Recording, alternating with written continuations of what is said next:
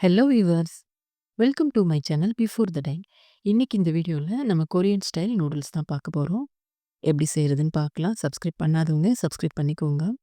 தேவையான பொருள்லாம் பார்க்கலாம். மேகி நூடுல்ஸ் 3 பேக் எடுத்திருக்கேன். Red chilli sauce, tomato sauce, soya sauce, chilli, எள்ளு, கொரியாண்டர் லீஃப், கார்லிக், முட்டை, ஆரிகானோ, சில்லி ஃப்ளேக்ஸ். எப்படி செய்றதுன்னு பார்க்கலாம். ஸ்டவ் ஆன் பண்ணிக்கோங்க. ஒரு பேன் வச்சுட்டு, ஃபர்ஸ்ட்டு நம்ம இந்த நூடுல்ஸ நம்ம பாயில் பண்ணி எடுத்துக்கலாம். தேவையான அளவு தண்ணி ஆட் பண்ணிட்டு, நூடுல்ஸ இதில ஆட் பண்ணிக்கலாம். மேகி நூடுல்ஸ் தான் இதில யூஸ் பண்றேன். அதனால சீக்கிரமா குக் ஆயிடும். நூடுல்ஸோட மசாலாஸ் எடுத்து தனியா வச்சுக்கலாம். அதுவும் தேவைப்படும். இப்ப நம்ம வேக வைக்கிற நூடுல்ஸ்க்கு தேவையான உப்பும் நம்ம ஆட் பண்ணி வேக வச்சுக்கலாம். 3 பேக் ஆட் பண்றேன்.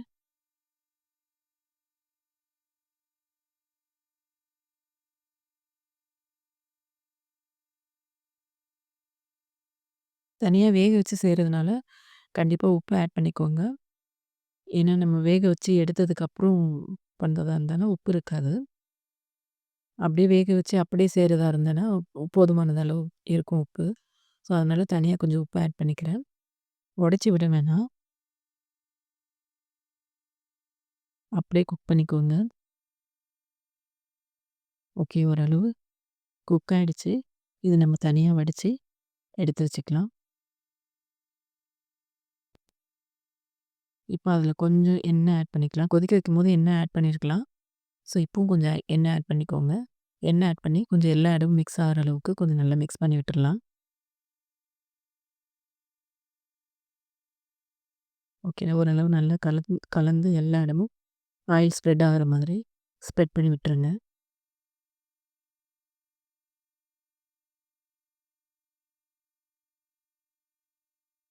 இப்போ ஒரு குட்டி பேன் நம்ம ஹீட் பண்ணிட்டு, அதில தேவையான எண்ணெய் ஆட் பண்றோம்.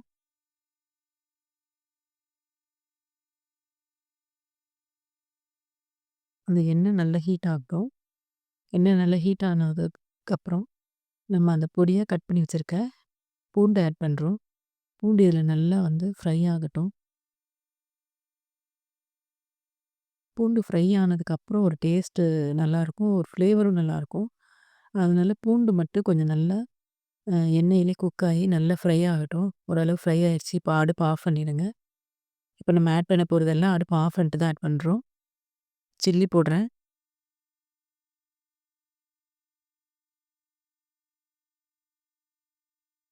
மேகி மசாலா ஆட் பண்ணிக்கோங்க.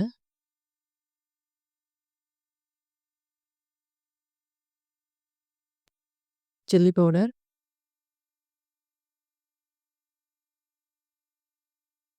சோயா சாஸ், டொமேட்டோ சாஸ்,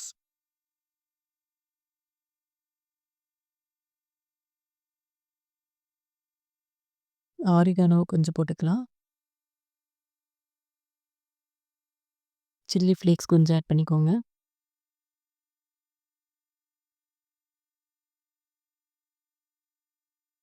கொத்தமல்லி இலை கொஞ்சம் ஆட் பண்ணிக்கலாம்.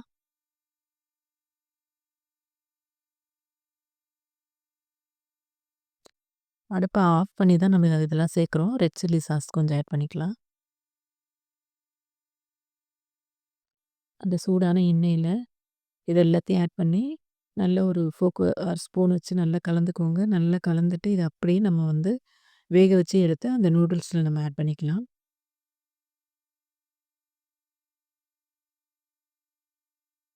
மேகி மசாலா ஆட் பண்ணியிருக்கிறதுனால உப்பு எல்லாமே இருக்கும். நம்ம ஏற்கனவே மேகி வேக வச்சு எடுக்கும்போது கொஞ்சம் உப்பு போட்டிருக்கோம். அதனால உப்பு போதுமானதாக இருக்கும்.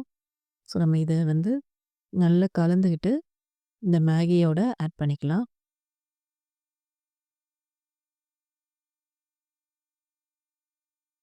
ஆட் பண்ணி 2 ஃபோர்க் வச்சு எல்லா இடமும் மிக்ஸ் ஆகுற மாதிரி, அந்த மசாலா வந்து எல்லா இடமும் கோட் ஆகுற மாதிரி நல்லா மிக்ஸ் பண்ணி விடுங்க.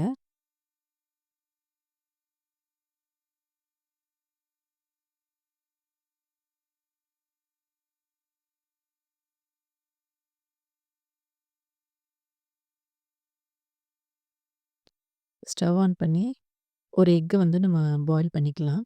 தேவையான எண்ணெய் சேர்த்து ஒரு முட்டைய உடைச்சு ஊத்திக்கோங்க.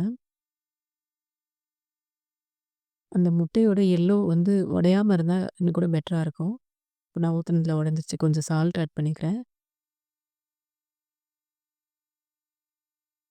சில்லி ஃப்ளேக்ஸ் கொஞ்சம், ஆரிகானோ கொஞ்சம் ஆட் பண்ணிக்கலாம்.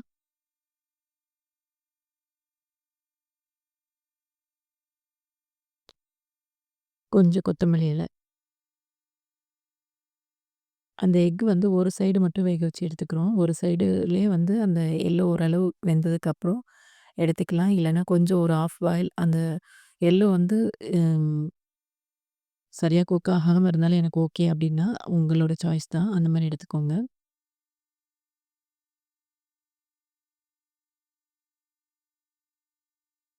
ஓகே. தேவையான கொத்தமல்லி இல, oregano,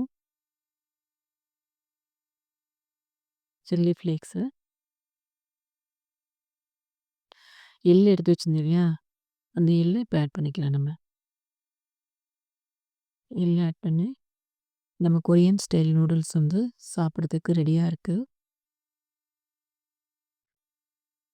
okay, okay viewers. Subscribe பண்ணாம பார்த்துட்டு இருந்தீங்கன்னா, சப்ஸ்கிரைப் பண்ணிக்கோங்க. நல்ல ஒரு ஃப்ளேவர்ல கொரியன் ஸ்டைல் நூடுல்ஸ் ரெடி ஆயிருச்சு. Okay viewers. Thank you.